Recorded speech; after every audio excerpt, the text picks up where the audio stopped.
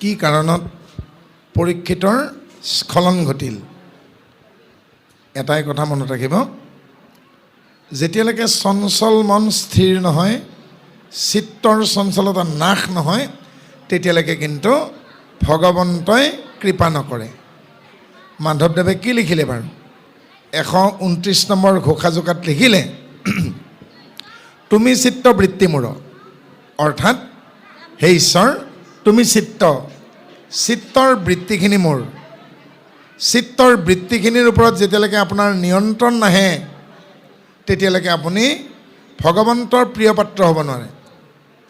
প্ৰমাণ, বিকল্প, বিপৰ্যয়, নিদ্ৰা, স্মৃতি, এই পাঁচটা হ'ল চিত্তৰ বৃত্তি। ঈশ্বৰ কেনে? প্ৰমাণ চাব নাপায়, বিশ্বাসে মিলাই হৰি তৰ্কে বহুত। ঈশ্বৰৰ বিকল্প নাই। আৰু ব্ৰহ্মচৰ্য স্খলনকেই বিপৰ্যয় বুলি কোৱা হয়। 4 নম্বৰত নিদ্ৰা, শুই থকা খিয়ালে হাঁহ ধৰিব নোৱাৰে। সময়ৰ কাম যদি সময়ত কৰিব নোৱাৰে, পাংচুৱেল হ'ব নোৱাৰে, নিয়মানুৱৰ্তিতা আৰু সময়ানুৱৰ্তিতা যদি বুজি নাপায়, তেওঁ জীৱনত কষ্ট পাব। কাৰণ যত্ন কৰিলেহে ৰত্ন পায়। মই এটা কথা ক'ব বিচাৰোঁ ডেকা গাভৰুবিলাকক, এইখন অসম মাতৃয়ে, এই শস্য শ্যামলা ভূমিখনে কোটি কোটি বিদেশী মানুহক যদি ভাত কাপোৰৰ যোগান ধৰিব পাৰে, এমুঠিমান অসমীয়া ডেকা গাভৰুৱে কি নিজৰ ভাত কাপোৰ নাপায়? মই কওঁ, ময়ো চাকৰি নকৰোঁ, পঢ়া শুনাও মোৰ বেছি নাই, সাধাৰণ মই খেতিয়কৰ ল'ৰা, কিন্তু চাকৰি নকৰিলেওতো মই ভাত খাই আছোঁ। আপোনালোকে মতা কাৰণেহে মই ভাগৱতত আহিছোঁ। এয়া কিন্তু মোৰ মুখ্য কাম নহয়। মোক থিয়েটাৰতহে পাব। মই থিয়েটাৰৰহে মিস্ত্ৰী এজন। মোক আপোনালোকে কিন্তু এক্টিং কৰা দেখা নাপাব। আপোনালোকে যে থিয়েটাৰবোৰ চাই, ধুনীয়া ধুনীয়া ঘৰবোৰ দেখে, হেডমাষ্টাৰৰ ৰুম, অচিৰ ৰুম দেখে, টাইটানিকত জাহাজখন ওলটাই দিয়ে, কুশলকৰ নাটকত ইঞ্জিনটো বগৰাই দিয়ে, মহাভাৰতত ষ্টেজত জুই লগাই দিয়ে, হয়নে? সেই কামবিলাক আমিয়ে কৰোঁ। মোৰ সেয়া মুখ্য কাম। মোৰ থিয়েটাৰত ভেলকি বাজি দেখুওৱা কামটো মোৰ। তো কেৱল মই ভাগৱত পাঠতে নাথাকোঁ। যেতিয়া দৰকাৰ হয় মই ভোজ ৰান্ধিবও সোমাম। প্ৰয়োজন হ'লে বুঢ়া মানুহজনে নোৱাৰা হৈছেগৈ, মই ভাতমুঠিও ৰান্ধি দিম, শ্মশানত সহায় কৰি দিম, কিন্তু ঘৰখনটো চলি আছে। আজি এটা দুটা নহয়, 3 কুৰি 12টা পৰিয়ালক আমাৰ পৰিয়ালটোৱে অন্নমুঠি যোগান ধৰিছে। কিন্তু আমাৰ পৰিয়ালতো কোনো চাকৰি নকৰে। গতিকে কেৱল চাকৰিয়েই জীৱন নহয়। সেইকাৰণে কৈছোঁ, কোটি কোটি বিদেশী আছে অসমত, আৰু সেই বিদেশীবিলাকে স্বদেশী হৈছে। মই মৰমেৰে কৈছোঁ, আমাৰ মৰমৰ পথাৰখন এৰিব নালাগে। মৰমৰ পথাৰখন যদি আমি এৰোঁ, তেতিয়াহ'লে আমি স্বদেশতে বিদেশী হ'ম। সেয়ে কৈছোঁ, পৰীক্ষিতে কি কৰিছিল? মাজে মাজে নিজৰ ৰাজ্যখন পৰিভ্ৰমণত গৈছিল। এনেকৈ পৰিভ্ৰমণত যাওঁতে তেওঁ কলিক বৰ দিছিল। কলিয়ে কৈছিল, মোক আপুনি পেলাই দিব নোৱাৰে, হত্যা কৰিব নোৱাৰে, যাব ক'ব নোৱাৰে। আৰু তেতিয়া পৰীক্ষিতে ক'লে, তোমাক কি লাগে কোৱা, তুমি ক'ত থাকি ভাল পোৱা? তেতিয়া কৈছেগৈ, য'ত বেয়া বস্তুবিলাক পেলাই দিয়ে তাক কি বুলি কয়? বোলে চোৱাপাতনি। চোৱাপাতনিখন মোৰ ৰাজধানী। অৰ্থাৎ য'ত আমি এনেহা ভাত পেলাই দিওঁ, বেয়া কাপোৰ পেলাই দিওঁ, মায়ে সৰা চুলিখিনি পেলাই দিছে, দেউতাই সৰা দাঁতকেইটা পেলাই দিছে, ল'ৰা ছোৱালীৰ আৱৰ্জনা পেলাই দিছোঁ, সেনেকুৱা ঠাই বোলে কলিৰ ৰাজধানী। তাৰমানে ইমান বেয়া ঠাইতকৈ থাকি ভাল পায়। মহাৰাজ, যদি চোৱাপাতনিখন মোৰ কেপিটেল মানে ৰাজধানী হয়, মোৰ ৰংগমঞ্চ হয়, সেনেকুৱা কেইখনমান মোক বেয়া ঠাই দিয়ক। ৰজাই কি দিলে? মাটিৰ সীমাত, সেয়ালৈকে ভাৰত পাকিস্তানে হওক, ভাৰত চীনে হওক, সেয়ালৈকে ইজৰাইল আৰু ইৰাণৰ সীমা, সেয়ালৈকে গাজা সীমান্তই হওক, সেয়া ৰাছিয়া ইউক্ৰেইনৰ, মুঠতে মাটিৰ সীমাত শনি, সেয়ালৈকে কলিতা বৈশ্যই হওক, গগৈ শইকীয়াই হওক, নহয় জানো? দ্বিতীয়তে ক'ত দিলে? সোণত। ৰাতিপুৱা গুৱাহাটীৰ নিচিনা মহানগৰীত 5 বজাত মৰ্ণিং ৱাক কৰিব যাওঁতে, মই নকওঁ, কিন্তু ডিঙিয়ে কাৰণে আধা কেজিমান পিন্ধিবৰ কাৰণে কি দৰকাৰ আছে? চোৰকেইটাই ভালে পায়। মেডাম কালিও পিন্ধি আহিব, ছিঙিয়ে লৈ যায় বাপ্পেকে। ৰাতিপুৱা 5টা বজাত কাৰোবাৰ বিয়াত গৈছে নেকি, কি দৰকাৰ কাণে ডিঙে ওলমাই ল'ব লাগে? হৰিণাৰ মাংসই বইৰি এটা বাঘে পেট ভৰাই খাই শুই আছে, আৰু মাকৰ পৰা হেৰুৱা হৰিণা পোৱালি এটা আগেইদি গৈছে। বাঘে কিন্তু উগাৰি মাৰি আছে, এটা অকণমানো জেগা নাই। কিন্তু হৰিণা পোৱালিটো দেখি পেলাই বাঘে ল'ব নোৱাৰিলে। সি ভাবিলে ভগৱানে মোক এটা চিকেন ৰোল পঠাইছে, হাউমকৈ তাকো খাই থৈ দিলে। খাবৰ মন নাছিল, পেট ভৰি আছিল, কিন্তু এই অকণমানি হৰিণা পোৱালিটো দেখিবলৈ এইটো মই এৰিম নে? ভাত খাই উঠি তামোল খোৱাৰ দৰে সেইটো গিলি গিলি থ'লে। গতিকে হৰিণাৰ মাংসই বইৰি। সেইকাৰণে মহাৰাজে কি কৰিলেগৈ, সোণত দিলে। তাৰপিছত ক'ত ক'ত দিলেতো গমে পাই, যোৱা পাখা মদৰ ঘাটি বেশ্যালয় চবে দিলেগৈ। এইবাৰ কিন্তু কলিয়ে কি ক'লে, মহাৰাজ মোক দিছে হয়, আপুনি মনতো ৰাখিব, যি যি স্থানত আপুনি মোক দিছে সেই সেই স্থানত আপুনিও বিপদত পৰিব। আৰু ষ্ট'ৰ ৰুম বা মিউজিয়াম গৈ কি দেখিলেগৈ, কুৰুক্ষেত্ৰ যুদ্ধৰ অস্ত্ৰ শস্ত্ৰ সকলো চালে। শেষত মহাৰাজে এটা মুকুট ভাল দেখিলে। সেই মুকুটটো জৰাখণ্ডৰ আছিল, আৰু সেই মুকুটভাগ পিছদিনাখন যেতিয়া এটা পাত্ৰত গাখীৰত ডুবাই আনিছে, আচলতে মহাৰাজে দেখা নাপালে সেইটো সোণৰ বুলি, পিছফালৰ পৰা পিন্ধাই দিলে। কিন্তু পিন্ধাওঁতে বেদৰ মন্ত্ৰই গালে, আৰু মূৰত পিন্ধাই দিওঁতে তেওঁক কলিয়ে পালে। গতিকে বাচি খাবা, জাগি শুবা। আৰু মুকুটটো পিন্ধাৰ লগে লগে তেওঁ মৃগয়া কৰিবলৈকে মন গ'ল। মৃগয়াত তেওঁ একো প্ৰাণী বধ কৰিব নোৱাৰিলে। আপোনালোকে সকলোখিনি জানে সাপ কেনেকৈ পালে। গতিকে সকলো কাম আমি সচেতন হৈ কৰিব লাগে, আৰু সচেতন হৈ নকৰাৰ বাবে এই পৰিৱেশ পৰিস্থিতি। আৰু সেই পৰিৱেশত কি হ'ল, সেই ঋষিপুত্ৰৰ অভিশাপ পালে 7 দিনৰ ভিতৰত তেওঁৰ মৃত্যু হ'ব লাগে। কিন্তু মৃত্যুৰ অভিশাপ পোৱা পৰীক্ষিতে মৃত্যুক কেনেকৈ জয় কৰিলে, তেওঁ কেনেকৈ শ্ৰৱণত 7 দিনত ভাগৱত শুনি শেষ কৰিলে, কেনেকৈ তাৰ ফৰ্মুলা এটা আছে। প্ৰথম দিনাখন ৰাতিপুৱাই মুকুট পিন্ধাই দিলে, প্ৰথম দিনাখন ৰাতিপুৱা ক্ষীৰস্থান পিন্ধাই দিয়া হ'ল, দুপৰীয়া মৃগয়াত গ'ল, অপৰাহ্ন বেলিকা আহি পাইছে, আৰু সন্ধিয়া বেলিকা শুকদেৱ আহিছে। তাৰ আগতেই 4জন বেদৰ পাৰাংগত চতুষ্পাঠী অনা হ'ল, আৰু তেওঁলোকক পৰীক্ষিতে সুধিছে, হে সজ্জনসকল, আপোনালোকক একদণ্ড সময় দিম, 24 মিনিট অৰ্থাৎ। মোক এটা কথা বুজাই দিব লাগে যে মোৰ প্ৰতি অভিশাপ আহিছে, আপোনাসৱে সেই অভিশাপটোৰ পৰা মোক কেনেকৈ বচাব পাৰে। বোলে মহাৰাজ আপুনি কি ক'ব বিচাৰিছে? যে মোৰ অপৰাধ হৈছে, যাৰ বাবে মই অভিশাপ পাইছোঁ, কিন্তু পাপৰ বোজাটো লৈ মই মৰিব নিবিচাৰোঁ। আৰু তেতিয়া 4জনে ক'লে, মই পাপৰ বোজাটো কান্ধত লৈ মৰিব নিবিচাৰোঁ, পাপৰ বোজাটোতহে মই মৰিম, কাৰণ জন্মিলে মৰিব লাগে। তেওঁলোকে 4জনক ক'লে, এটা উত্তৰ বিচাৰিছে, নোৱাৰিলে। আৰু তেতিয়া ৰজাই ক'লে, আপোনালোকে এজন এজনকৈ কওক। তেতিয়া প্ৰথমজনে ক'লে, মহাৰাজ যজ্ঞ কৰাই ভাল হ'ব। তেতিয়া ক'লে মহাৰাজে, ইয়াতেই যজ্ঞ কৰিম, মোৰ পুত্ৰ জন্মজয় যোগাৰ দিব, যজ্ঞ কৰাৰ আগতে কি কৰিব লাগিব?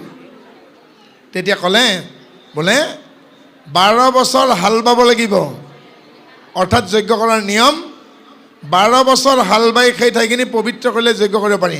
তেতিয়া মহাৰাজে কৈছে, মোৰ হাতত আৰু 6 দিন সময় আছে, 12 বছৰ হাল বাই থাকিলে মৰিম কেতিয়া?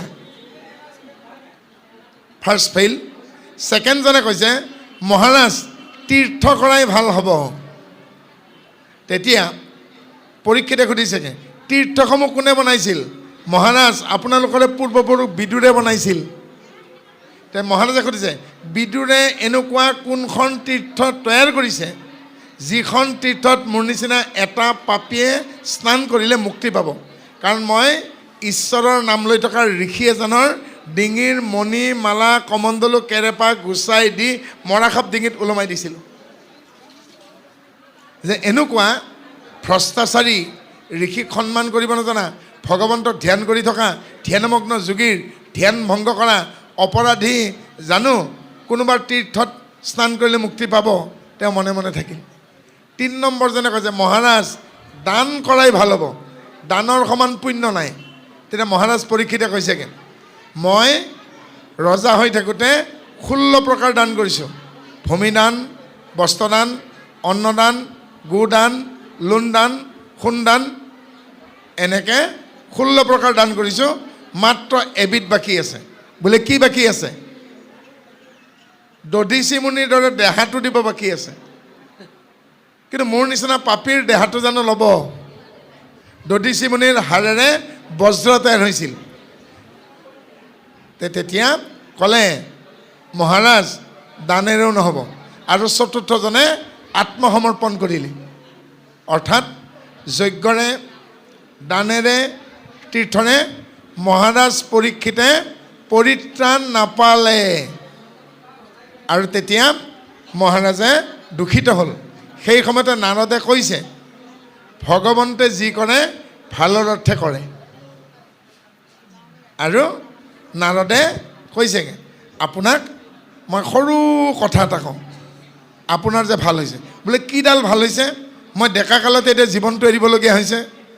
আকৌ নাৰদে কৈছে ভগৱন্তে যি কৰে ভালৰ অৰ্থে কৰে। বোলে জৰাসন্ধই যজ্ঞতা কৰিছিল, যজ্ঞত নৰবলি দিব জৰাসন্ধই, আৰু ভাল পাহুৱাল ডেকা ল'ৰা বিচাৰি ফুৰিছে। আৰু 2জন বন্ধু আছিল জৰাসন্ধ ৰাজ্যতে, ডাঙৰজনৰ নাম নগেন আৰু সৰুজনৰ নাম খগেন। বৰদেউতাকৰ ল'ৰা আৰু খুৰাকৰ ল'ৰা। নগেন আৰু খগেনৰ কি হ'লগৈ? নলে গলে লগে বন্ধু, আকৌ ভায়েক ককায়েক, সখী একো। আৰু নগেনে বাঁহ কাটোতে বাওঁ হাতৰ বুঢ়া আঙুলিটো কটা গ'ল। তেতিয়া খগেনে ক'লে ভগৱানে যি কৰে ভালে অৰ্থে কৰে। নগেনৰ খং উঠি খগেনক ঢকিয়াই দিলে। খগেন গৈ কুঁৱা এটাত পৰিল, পানী নোহোৱা কুঁৱা। আৰু নগেন গুচি গ'ল বজাৰৰ ফালে। আৰু বজাৰৰ পৰা ৰজাৰ কটুৱালে ধৰি নিছে। 3 দিন খুৱাই বোৱাই লোৱাৰ পাছত ৰজাৰ পুৰোহিতে, জৰাসন্ধৰ পুৰোহিতে বন্দীক চাবলৈকে আহিলে। আহি পেলাই পুৰোহিতে কৈছে এয়া বলি অসম্ভৱ, অংগক্ষত হৈছে, বাওঁ হাতৰ এটা আঙুলি নাই, আৰু য'ৰ পৰা অনা হৈছে তাত থৈ আহিব লাগে। আৰু নগেনক এৰি দিয়া হ'ল। নগেন আহি আকৌ ঘৰ পালে, খগেনক কুঁৱাৰ পৰা উঠাইছে। উঠাই পেলাই কৈছে এই সখা বেয়া পাই নাথাকিবা, তোমাৰ কথাটোৱে সঁচা। বোলে কি? ভগৱানে যি কৰে ভালে অৰ্থে কৰে। মোৰ যদি আঙুলিটো নাকাটিলেহেঁতেন আজি মোক তুমি নোপোৱা, মোৰ ডিঙিটো ৰজাই কাটিলেহেঁতেন। মোৰ ঠাইত যদি তুমি গ'লাহেঁতেন তোমাক কাটিলেহেঁতেন। গতিকে কি ক'লেগৈ? সেইকাৰণে নাৰদে সেই জৰাসন্ধৰ বলিটোৰ কথা কৈ শুকক ক'লে মহাৰাজ ভগৱানে যি কৰে ভালে অৰ্থে কৰে। এইফাললৈকে শুকদেৱ আহি আছে। আৰু শুকদেৱে ৰজাৰ মনৰ সংশয় ছেদন কৰিলে। কি কৰিলে? পৰীক্ষিতে কি সুধিলে? প্ৰথম সুধিছেগৈ হে গুৰুদেৱ আপোনাক আপোনাৰ পিতৃয়ে কি ধৰ্ম দিলে? হৌ গুৰুহ তব পিতৃ দ্বাৰা কো ধৰ্ম প্ৰদায়তে। আপোনাক আপোনাৰ পিতৃ কি ধৰ্ম দিলে? নাৰদে কি ক'লে বাৰু? ধৰ্মা প্ৰভুজিত কৈতপৌত্ৰ পৰমা নিৰ্মৎস্বৰণম সতম वेदं वास्तवमत्रवसु सीबादम तापत्रय उन्मीलानम। हे राजन মোক মোৰ পিতৃ কৃষ্ণ দৈপায়ন বেদব্যাসে এনে ধৰ্ম দিলে যি ধৰ্মত কৈতৱ বা কপট নাই আৰু হিংসা নাই। ধৰ্মা প্ৰৌজিত কৈতা বৌত্ৰা পাৰমা নিৰ্মৎস্বৰণম সতম, য'ত কপট আৰু হিংসা নাই। আৰু যি ধৰ্মত আশ্ৰয় ল'লে আদি ভৌতিক, আদি দৈবিক, আধ্যাত্মিক 3 তাপৰ পৰা পৰিত্ৰাণ পাব পাৰি। প্ৰাৰব্ধ, আৰব্ধ, অনাৰব্ধ 3 প্ৰকাৰ সংস্কাৰ পৰা মুক্ত হ'ব পাৰি। যি ধৰ্মত আশ্ৰয় ল'লে মোহগ্ৰস্ততাৰ পৰা মুক্তি পায় আৰু অহাৰ প্ৰয়োজন নাই। অৰ্থাৎ এই একশৰণ হৰিনাম ধৰ্মত শংকৰদেৱৰ বাক্য পালন কৰি কায় বাক্য মানে যি ঈশ্বৰক ভজিছে, যি সেৱা ধৰ্ম কি বুজি পাইছেগৈ, তেওঁ আৰু আহিব নালাগে পৃথিৱীত। কিহৰ বাবে? পৃথিৱীত কোনে আৰু আহিব নালাগে। যাৰ দেখিব লগাখিনি দেখা হৈ গ'ল, ক'ব লগা কোৱা হৈ গ'ল, জানিব লগা জনা হৈ গ'ল, ল'ব লগা লোৱা হৈ গ'ল, হেৰাব লগাখিনি হেৰুৱা হৈ গ'ল, তেওঁ আৰু আহিব নালাগে। মই কথাখিনি সংস্কৃতত ক'লে টান হ'বৰ কাৰণে অসমীয়াত কৈ দিছোঁ। হেয় শূন্য, জ্ঞেয় শূন্য, হেতু শূন্য, প্ৰাপ্তি শূন্য, প্ৰাকাম্য শূন্য, চিকিৎসা শূন্য, গুণলীনতা। দেখিবলগীয়া দেখা হৈ গ'ল, জানিবলগীয়া জনা হৈ গ'ল, বুজিবলগীয়া বুজা হৈ গ'ল, ক'বলগীয়া কোৱা হৈ গ'ল, হেৰাবলগীয়া হেৰুৱা হৈ গ'ল, আৰু তেওঁ এই পৃথিৱীত আহিবৰ কোনো দৰকাৰ নাই। আৰু সেই অৱস্থালৈকে যাবৰ কাৰণে চেষ্টা কৰক। আপোনালোকে জীৱনত কি কৰেগৈ বা আমি কি কৰোঁ? যিখিনি জীৱনত নাপালোঁ তাৰ কাৰণে ঢাকুৰি মৰোঁ, কিন্তু যিখিনি পালে তাৰ মূল্যাংকন নকৰোঁ। আপোনালোকক নিৰোগী দেহা এটা দিছে, কলা বোবা অন্ধ কৰি পেলাই জন্ম দিয়া নাই। যিসকল কলা বোবা দৃষ্টিহীন তেওঁলোকৰ কিমান সমস্যা চিন্তা কৰকচোন। ইয়াত থকাটো সেনেকুৱা নহয়। গতিকে ঈশ্বৰৰ প্ৰতি কৃতজ্ঞ হওক, আৰু তেতিয়া দেখিব আপোনালোকৰ ভাল হৈছে। আৰু সেয়ে পৰীক্ষিতে এইবাৰ দ্বিতীয় প্ৰশ্ন কৰিছে, হে গুৰুদেৱ, আপোনাক আপোনাৰ জীৱনত সৰ্বশ্ৰেষ্ঠ বুলি কাক চিনাকি কৰাই দিছে? আজি নামখাৰৰ অন্তত এইখন মজিয়াত 150 বছৰীয়া এই দিৱস উদযাপনৰ সন্মুখত যিজন শিল্পীয়ে এই বাটচৰাৰ মূৰ্তি তোৰণখন জয় বিজয় বনালে তেওঁক চিনাকি কৰাই দিছে। যিজন দাতা তেওঁক চিনাকি কৰাই দিছে। যি ভূমিদাতা স্মৰণ কৰিছে। আজি নামেতি, পাঠেকী, ব্যাখ্যাকাৰক সকলোকে চিনাকি কৰাই দিয়া নাই জানো? সেনেকৈ পৰীক্ষিতে শুকক সুধিছে, আপোনাক আপোনাৰ জীৱনৰ সৰ্বশ্ৰেষ্ঠ বুলি আপোনাৰ পিতৃয়ে কাক চিনাকি কৰাই দিলে? এইবাৰ শুকে কি কৈছে চাওক পৰীক্ষিতক। শ্ৰীমদ ভাগৱতে মহামুনিকৃতে কিংবা পৰিৰিচন সদ্যা হৃদ্যা অৱৰুদ্ধতে কৃত্তিবি শুশ্ৰূষবি তৎসনাত। অকণমান আগতে বাপজনাই ভাগৱতৰ মাহাত্ম্যত গায়ন কৰি গৈছে। অৰ্থাৎ অসমীয়াত ক'লে এনেকৈ হ'ব, হে মহাৰাজ পৰীক্ষিত, মোক মোৰ পিতৃ পুৰাণমুনি কৃষ্ণ দ্বৈপায়ন বাদৰায়ণ বেদব্যাসে পৰমাত্মা পৰমেশ্বৰৰ সৈতে চিনাকি কৰাই দিলে। পৰমাত্মা পৰমেশ্বৰৰ সৈতে চিনাকি হোৱাৰ পাছত অন্য ক্ষুদ্ৰ দেৱ দেৱীৰ উপাসনাৰ প্ৰয়োজন নাই। এই বাপজনাই গুৱাহাটীলৈকে গ'ল। গৈ পেলাই কিয় গৈছেগৈ? তেওঁৰ ভনীয়েকৰ বিয়া মাতিবলৈকে মোৰ তাত গৈছে। আৰু গৈ পেলাই দেখিলে আমাৰ পদূলিত বুঢ়া মানুহ এজন আছে। মোক কৈছেগৈ, কোন হয়? বোলে কোন হ'ব আৰু? মোৰ দেউতা আকৌ। বোলে নামটো কি? অমুক। নামটো শুনাৰ লগে লগে তেওঁ চিঠিত লিখিলে, ওপৰত কি লিখিলেগৈ? প্ৰতি মাননীয় শ্ৰীযুত মদন গোপাল ব্ৰহ্ম আৰু পৰিয়ালবৰ্গ। চাহকাপ খাই গুচি আহিল, ভাত খাব ক'লো নাখালে, আৰু বোলে 10 ঘৰ মানুহক মাতিব আছে। চিঠিখনত মাৰ নামটো নাই। মোৰ ওপৰত 3জন দাদা আছে, ডাঙৰ দাদা, মাজ দাদা, সৰু দাদা। ক'ব নেকি মায়ে মোৰ নামটো তাত কিয় নাই? ডাঙৰ দাদাই ক'ব নেকি মোৰ নামটো তাত কিয় নাই? অৰ্থাৎ দেউতাৰ নামত চিঠিখন দিয়াৰ লগে লগে মা নিমন্ত্ৰিত হৈ গ'ল, ডাঙৰ দাদা, সৰু দাদা, মাজ দাদা সকলো নিমন্ত্ৰিত হৈ গ'ল। কিন্তু মোৰ নামত চিঠিখন দিলে দেউতা নাহিবও পাৰে। ইয়াতে মাছখোৱাত মই ভনী এজনী বিয়া দিছোঁ। দেউতাই যদি তাৰ পৰা কয়, বোলে গোগামুখৰ অমুক বাপে বিয়াত মাতি থৈ গৈছে, যাবি, বিয়া দিয়া যি জোঁৱাইও আহিব।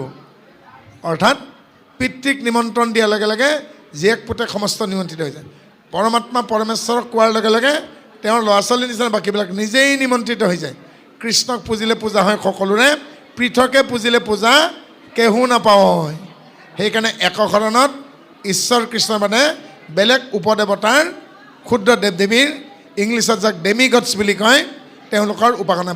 পৰৈৰ ঈশ্বৰ, পৰমেশ্বৰ শব্দৰ বিপৰীত শব্দ পৰৈৰ ঈশ্বৰ। পৰৈৰ ঈশ্বৰ মানে ক্ষুদ্ৰ দেৱ দেৱী। পৰমেশ্বৰ মানে সুপ্ৰিম চল, সুপ্ৰিম গড। তাৰ বিপৰীতে হ'ল পৰৈৰ ঈশ্বৰ, ডেমিগডছ, ক্ষুদ্ৰ দেৱ দেৱী। অৰ্থাৎ মোৰ দেউতাক মাতোঁতে গোটেইখিনি নিমন্ত্ৰণ হৈ নগ'ল জানো? গতিকে কৃষ্ণক দিওঁতে বাকী সকলোখিনি all were spontaneously invited. No need to separately invited each and all the demigods. If you address to the directly to the Supreme Soul or the Supreme God, then spontaneously the all others they are also invited. কথা হয়তো সেইকাৰণে চতুৰ ভকতসকলে পৃথকে একো নকৰে কি কৰে একেবাৰেই সামৰি থৈ দিয়ে কিমান সহজকৈ কৰি থৈ দিছে আৰু এনেকৈ সুখদেৱে কি কৰিলেগে পৰীক্ষিতৰ মনৰ সংশয় ছেদন কৰিলে আৰু তৃতীয় স্কন্ধত আপোনালোকে পাব কপিল দেৱহূতি সম্বাদ কপিল প্ৰভুৱে মাতৃক ভক্তিৰ স্বৰূপ কৈছে কপিল প্ৰভুৱে কি কৰিছিল বাৰু ইয়াতে যদি কোনোবা ফিলচফিৰ মানুহ আছে দৰ্শনৰ মানুহ আছে তেওঁলোকে জানিব এখন দৰ্শন আছে খুব টান সেইখনক সাংখ্য দৰ্শন প্ৰতিষ্ঠা কৰিছিল কপিল প্ৰভুৱে মাকৰ মনৰ সংশয় ছেদন কৰিলে এইকাৰণেই সাংখ্য দৰ্শন ক'ব লগা হ'ল সুখদেৱে পৰীক্ষিতৰ আগত যে এই শৰীৰ আৰু আত্মা কি প্ৰথমতে সুখদেৱে পৰীক্ষিতে যে শাৰীৰিক ভয় আছিল ফিজিঅলজিকেল ফবিয়া এই শৰীৰটো হেৰুৱাৰ ভয়টো সেই ভয়টো গুচালে এই শৰীৰটোৱে আত্মা নহয় শৰীৰটোত যদিও আত্মাটো আছে সি অসম্পৃক্ত চকু কাণ নাক জিভা ছাল বাক পায়ু উপস্থ কিডনি লিভাৰ পেংক্ৰিয়াছ ক্ষুদ্ৰান্ত বৃহদান্ত চুলি ছাল কটো আত্মাটো লাগি থকা নাই আত্মা ইয়াৰ লগত অসম্পৃক্ত দেহতে আছা তুমি হুয়া দেহহীন ও যেন অগ্নি থাকন্তেও কাষ্টত কৰি ভিন্ন দিয়াচলাই বাহাটোৰ ভিতৰত দিয়াচলাই কাঠিকেইডাল সোমাই থৈ দি আছে জুই লাগি আছে নেকি বাৰু যেতিয়ালৈকে দিয়াচলাই কাঠি এডাল লৈ বাখৰখিনিত ঘহনা মাৰি নিদিয়ে জুই লাগিব নেকি মোৰ ভনীজনী গুৱাহাটী মোৰ ঘৰত আছে পাঠেকী বাপজনৰ ভায়েকজন ইয়াতে গোগামুখত আছে গোগামুখত ল'ৰা এটা গুৱাহাটীত ছোৱালী থাকোঁতে দুইটাৰ মাজত সংসাৰ হ'ব নেকি তেওঁলোকে অহা বছৰলৈকে 3টা হ'ব পাৰিব জানো যেতিয়ালৈকে আঁঠুৱাৰ তলত সোমাই পেলাই মহ নামাৰে 2টাৰ পৰা 3টা হ'ব জানো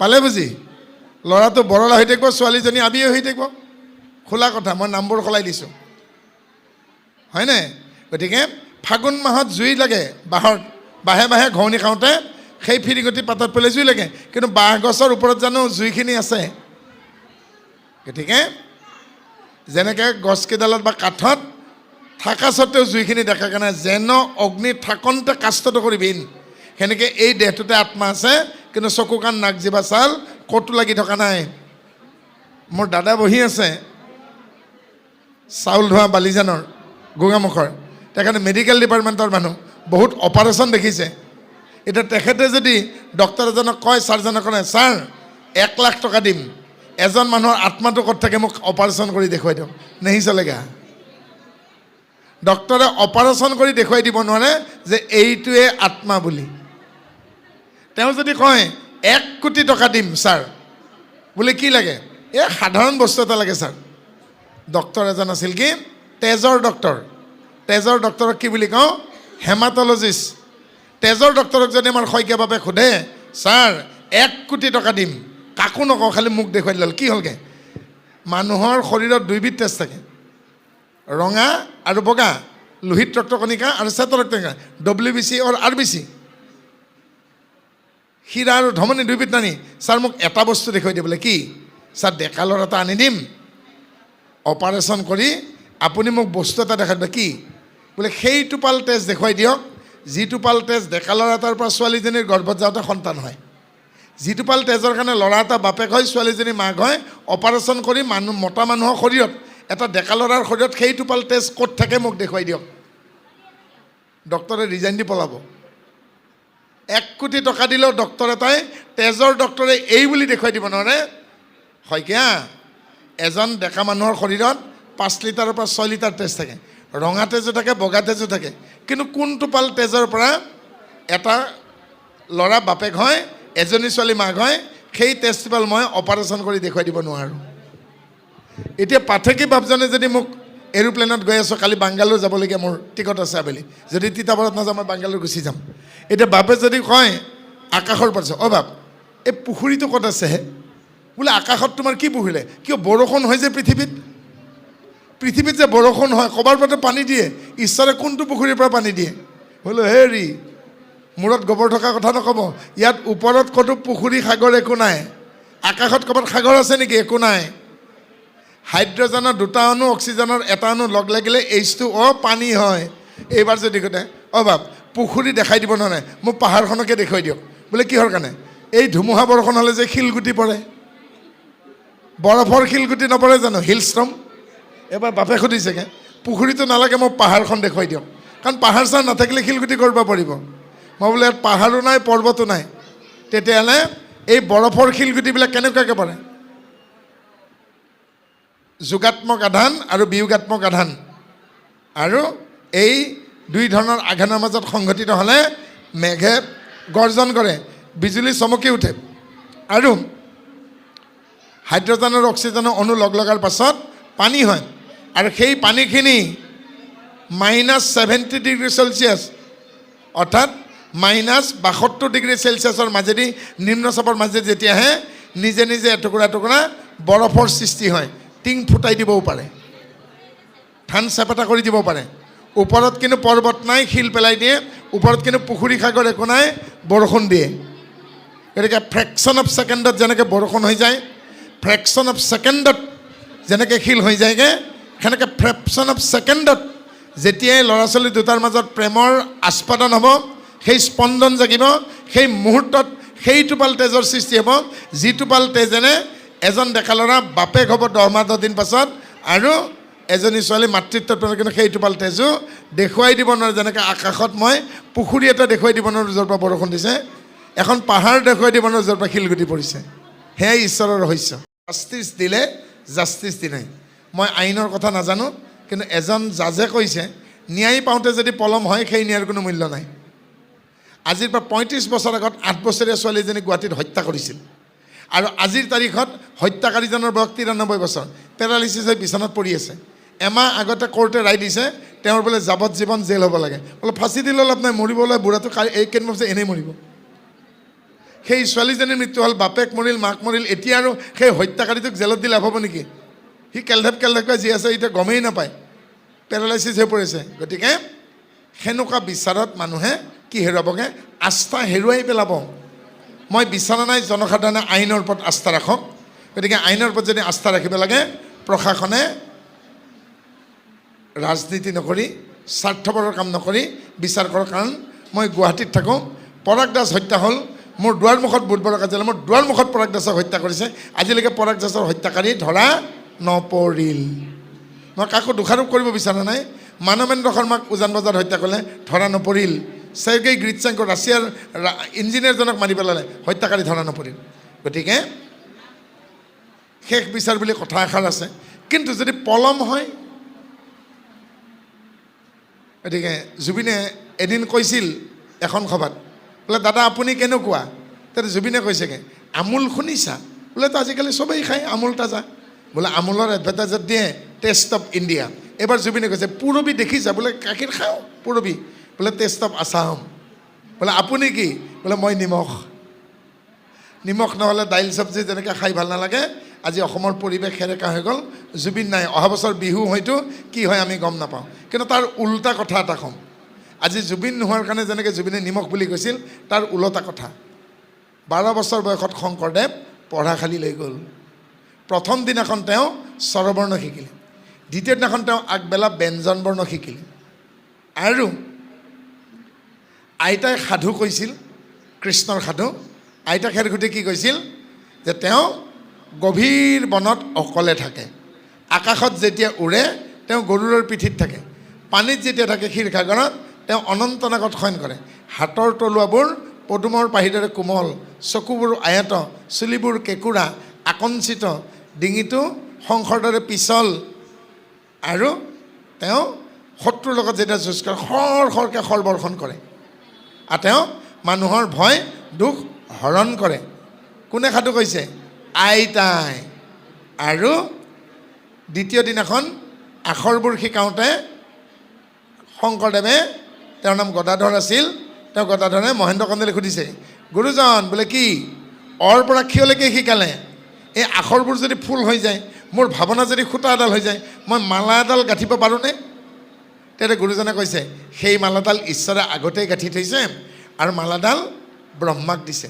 সেইডাল মালাৰ নামেই অক্ষমালা। আখৰৰ পৰা ক্ষীয় আখৰলৈকে ঈশ্বৰৰ নামসমূহ যিডাল মালাত ল'ব পাৰি তাৰ নামে অক্ষমালা। আৰু বাকীখিনি একো নক'লে। এইবুলি শংকৰদেৱে কৈছে মহেন্দ্ৰ কন্দলীক, কাপোৰ অহাকালি আপোনাক কিন্তু মই কিবা এটা প্ৰেজেণ্ট দিম, উপহাৰ দিম।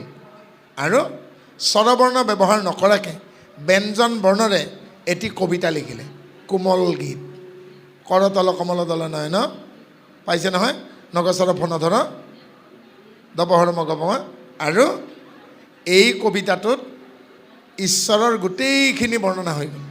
সেই কবিতাটো চাই মহেন্দ্ৰ কন্দলী কি ক'লে? তৈল নাই লোণ নাই বীৰা জৰু বন্ধনেৰে কাব্যৰ এনে স্বাদ মই আৰু কেতিয়াও পোৱা নাই। অৰ্থাৎ তেলো নাই, নিমখো নাই, মানে মছলাও নাই, জোৰোণো নাই, এনে সোৱাদ। অসমত আগতে শংকৰদেৱৰ দিনত গুজৰাটৰ পৰা নিমখ অহা নাছিল, ইয়াৰ পৰা গৈছিল। ইয়াৰ পৰা হাবুং বেছি দূৰ নহয়। হাবুঙৰ পাহাৰৰ দাঁতিত মাটিৰ তলত পুঙত নোম পোৱা গৈছিল। সেইকাৰণে কৈছিল আমাৰ নামনি মানে, হাবুঙত লোণ সস্তা দেহৰ বা কি অৱস্থা। আহোম ৰাজ্যৰ দ্বিতীয় ৰাজধানী এই হাবুঙত নিমখ পোৱা গৈছিল আৰু নিমখ বৰ দামী আছিল। সেইকাৰণে আগতে কি কৈছিল, লোণে সোণে সমান। এতিয়াও বৰপেটা সত্ৰত মাহ প্ৰসাদ আগবঢ়ালে নিমখ দিয়াটো নিয়ম। নামনিত এতিয়াও ল'ৰা ছোৱালী জন্ম হ'লে কিবা হ'লে এই যে তামোল পাণ যেনেকৈ বিলাইছে, এটোপোলা এটোপা নিমখ দিছিল, কাৰণ ইয়াৰ পৰা সত্ৰলৈও নিমখ গৈছিল। গতিকে এইবোৰ আছিল আমাৰ পৰম্পৰা, যে গুৰুজন সেইজন যে আকাৰ ৰিকাৰ নোহোৱাকৈ কবিতা লিখিছিল, সেইজনে। গতিকে বাৱন্ন সমস্ত আইমাতৃক সমস্ত আমি ইমানতে সামৰিব লাগিব। আৰু অনুষ্ঠান আছে আপোনালোকৰো, ৰাতিলৈ ভাওনা আছে। আমি শেষৰ ফালে যাবলৈকে আমি পাঠেকী বাপজনক অনুৰোধ কৰি